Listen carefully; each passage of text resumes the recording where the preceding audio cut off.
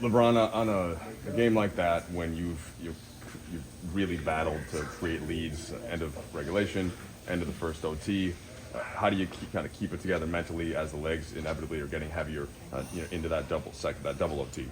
Because the game is not over till it's overtime, obviously, to hit all zeros. So you just try to continue to make plays, no matter, we make run, they make run. They've been a third quarter team for the last decade, and they jumped on us in that third quarter, but we just kept composure and staying in the game. What was it like going back and forth with Steph, somebody who you've had obviously a lot of battles with? That's something I'll be able to, talk about with my grandkids. Talk about, me being able to compete with versus one of the greatest players to ever play the game. So hopefully I can, be cool with my grandkids at that point for sure. Career high 20 rebounds tonight, and that has to take something out of the legs. You just missed the jumper at the end of the first OT. When did you decide, with the time clicking down in the second OT, you're going to take it to the hoop, and just make sure you can get there like that? I don't predetermine, anything I do on the floor. So, got a pretty good look at the first OT. One of my patented shots going left, floater going, left, right hand, and rim game rimmed out. And I was able to get a little angle on the second OT, and I was able to drive.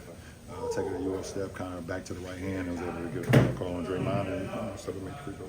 The NBA has labeled this rivalry week, and when they were putting together the schedule, they wanted you versus Steph. Can you even begin to describe what his existence has meant to your career in terms of ways you guys have pushed one another? Obviously, you guys have 30 million plus watching the finals 8 years ago. Yeah. It's just, like I said, it's been a treat to, go against one of the greatest ever players game, and, for us to continue to push each other at our, at the stage of our careers, and, you just don't take that, you don't take it for granted, because you just don't know how many times, you're actually going to get the moment to actually be on the same floor with such a talent. So, so it's been a treat so far in my career. After 21 years, when you put that much into a game, I'm sure the physical wear and tear of it is significant. But what does it feel like emotionally? I saw you walk kind of from the Colt W80 and big grin on your face as you guys are both dragging your way in here. What does that sort of emotionally feel like? When you go out there and you prepare and you give everything that you got on the game, you just hope that you can make plays, and then you hope that the plays that you make comes in a winning fashion. So. It's a good feeling to be able to win a game like this, to start the road trip off like this, versus a team that's been playing extremely well too at home.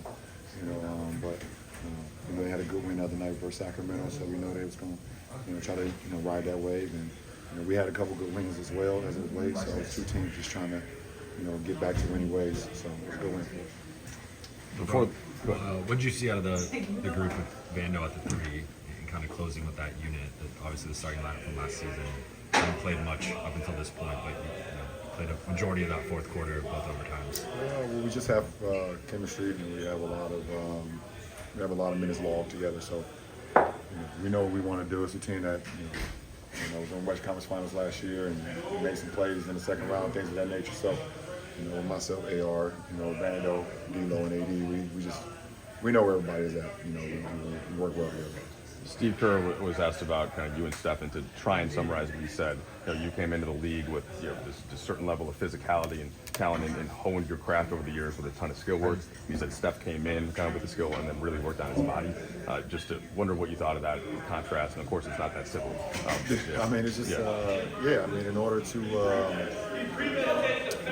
great in this league for a long period of time, and it's be sustainable and have longevity in this league, you have to be able to have a growth mindset. You have to be able to adapt to the game and be able to put the work in order for you to sustain, a level of excellence. And I think, Steve is, correct in a lot of that, and a lot of things that he said, in the simple fact that, over the years, Steph has just put the work into his body, because you're going to play so many games. He's played in the finals years and years and years, so to be able to take that, that type of physical play out there on the floor where guys are trying to rough him up and things of that nature, he puts a lot of muscle into it. Obviously he came in with the skill.